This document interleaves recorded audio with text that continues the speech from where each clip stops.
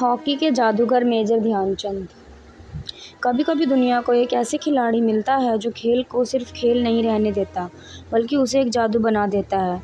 भारत की धरती पर भी ऐसा ही जादूगर जन्मा, मेजर ध्यानचंद, जिन्हें लोग आज भी हॉकी का जादूगर कहते हैं। ध्यानचंद का जन्म 29 अगस्त 1905 को इलाहाबाद, प्रयागराज में हुआ। उनके पिता ब्रिटिश इंडियन आर्मी में सिपाही थे और खुद भी हॉकी खेला करते थे। बचपन में ध्यानचंद को हॉकी से कोई खास लगाव नहीं था, वह तो कुश्ती और दौड़ में ज़्यादा रुचि रखते थे।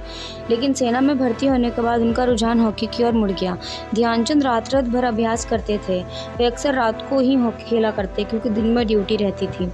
इसी कारण साथियों ने उनका नाम रखा चंद, क्योंकि वह चांद निकलने के बाद ही अभ्यास करते थे। धीरे धीरे यही नाम ध्यानचंद बन गया। 1922 में वह आर्मी हॉकी टीम का हिस्सा बने और उनका खेल इतना शानदार था कि जल्द ही वह सबकी नज़रों में आ गए। उनकी ड्रिबलिंग इतनी तेज और सटीक थी कि गेंद मानो उनकी स्टिक से चिपक जाती थी। विरोधी खिलाड़ी हैरान रह जाते, क्या ये कोई जादू है। 1926 में पहली बार ध्यानचंद भारतीय टीम के साथ न्यूजीलैंड के दौरे पर गए।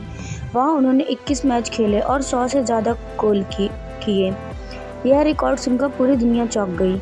भारत में 1928 एम्स्टर्डम ओलंपिक में पहली बार हॉकी में हिस्सा लिया। ध्यानचंद ने पूरे टूर्नामेंट में 14 गोल किए और भारत ने गोल्ड मेडल जीत लिया। उस दिन से दुनिया उन्हें द विज़र्ड ऑफ हॉकी कहने लगी।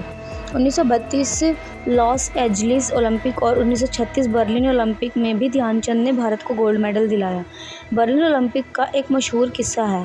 हिटलर खुद ध्यानचंद का खेल देखने आया। भारत ने जर्मनी को 8-1 से हराया और ध्यानचंद ने अकेले 3 गोल किए। कहा जाता है कि हिटलर ने मैच के बाद ध्यानचंद को जर्मन सेना में ऊंचा पद ऑफर किया, लेकिन उन्होंने मना कर दिया।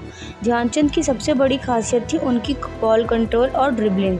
लोग कहते थे कि गेंद उनकी स्टिक से चिपकी रहती है। एक बार तो एम्स्टर्डम ने उनकी स्टिक की जांच भी कराई गई कि कहीं उसने चुंबक तो नहीं लगा रखा, लेकिन वहाँ सिर्फ उनका हुनर था, कोई जादू नहीं। मेजर ध्यानचंद ने अपने करियर में 1000 से ज़्यादा गोल किए। वे जहाँ भी खेलते वहाँ भीड़ भाड़ उमड़ पड़ती। भारतीय तिरंगा ऊंचा लहराता और लोग भारत माता की जय के नारे लगाते। 1947 में भारत के आज़ाद होने के बाद भी उन्होंने कुछ साल आर्मी में सेवाएं दी और 1956 में मेजर ध्यानचंद की रैंक से रिटायर हुए।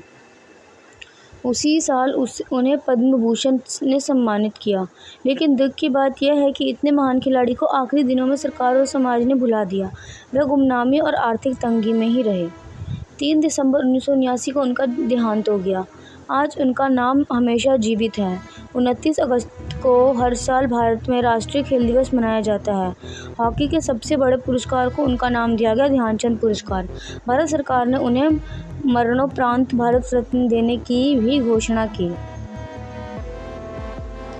Thank you so much.